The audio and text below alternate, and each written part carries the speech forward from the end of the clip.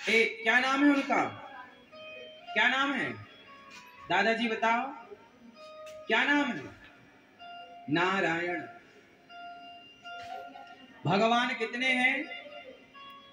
नारायण, एक भगवान, दो है ही नहीं। व्यास जी महाराज ने 17 पुराण लिखे, शांति नहीं मिली। जब शांति नहीं मिली तो एक दिन नारद जी आए व्यास जी के पास। नारायण नारायण, व्यास जी आप उदास क्यों हैं? क्या करें महाराज, हमने 17 पुराण लिखे पर शांति नहीं मिली। अच्छा तो शांति के लिए क्या करें? नारद जी ने कहा व्यास जी आपने 17 पुराण जो लिखे हैं उनमें कहीं भी भगवान कृष्ण के पावन चरित्रों का आपने उनकी रचना नहीं की, भगवान के पावन चरित्रों का गायन नहीं किया, इसलिए आपको शांति नहीं मिल रही है। 17 पुराण लिखकर भी व्यास जी को शांति नहीं थी, वेदों का विभाजन करके भी शांति नहीं थी। तब नारद जी ने कहा कि आप श्रीमद् भागवत की रचना कीजिए और कृष्ण के सुंदर सुंदर जन्म से लेकर संपूर्ण लीला का गुणगान कीजिए। और जब व्यास जी महाराज ने नारद जी से पूछा कि मैं किस आधार पर लिखूं, तब नारद जी ने व्यास जी को 4 श्लोक दिए। अहमेवा समेवाग्रे नान्यद यद सद सत्परम पश्चादहं यदेतच्च यो वशिष्येत सोऽस्म्यहम् ऋतेर्थं यत् प्रतीयेत न प्रतीयेत चात्मनि तद्विद्यादात्मनो माया यथा भासो यथा तमः।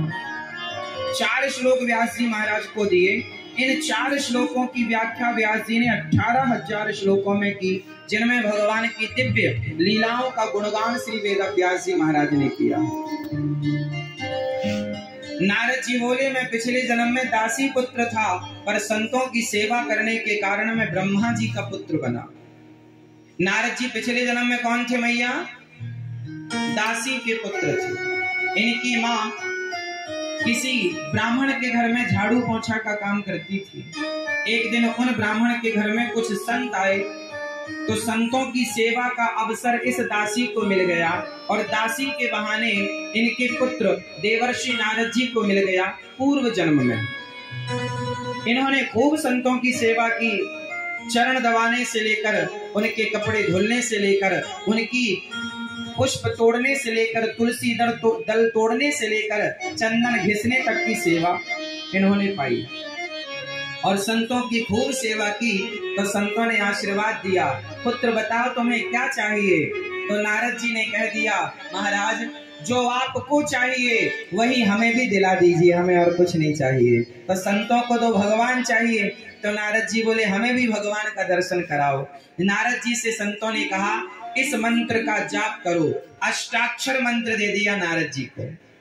संतों ने अष्टाक्षर मंत्र दिया, नारद जी ने उस मंत्र का खूब प्रेम पूर्वक जाप किया और जाप करते करते वो एक दिन क्या हुआ, संत तो चले गए तो नारद जी उनके पीछे पीछे जाने लगे। माँ ने रोका, बेटा तुम हमें छोड़कर ना जाओ, हमें छोड़कर ना जाओ, हम तुम्हारी माँ हैं, जब हम मर जाएं तब तुम चले जाना। संतों ने रोका, तुम्हारी माँ की जिम्मेदारी है, पूरी करो। संत चले गए। एक दिन माँ को सांप ने डस लिया और माँ की मृत्यु हो गई।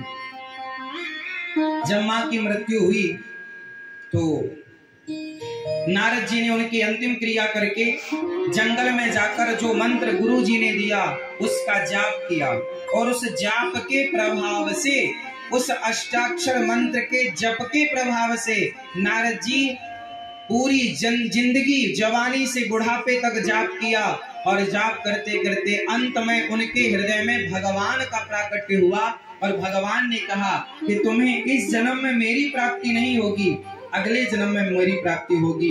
वही नारद जी ने जब अपना शरीर छोड़ा तो शरीर छोड़ते ही उन्हें अगले जन्म में ब्रह्मा का पुत्र बन के देवर्षि नारद कहलाने का परम सौभाग्य प्राप्त हुआ।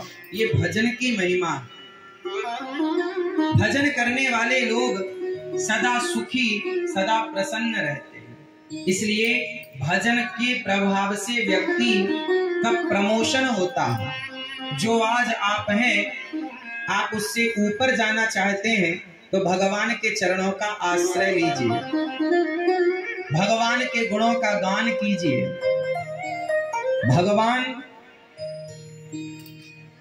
सर्वश्रेष्ठ तत्व है। कृष्णात् परम किमपि तत्वमहं न जाने। कृष्ण से भी श्रेष्ठ तत्व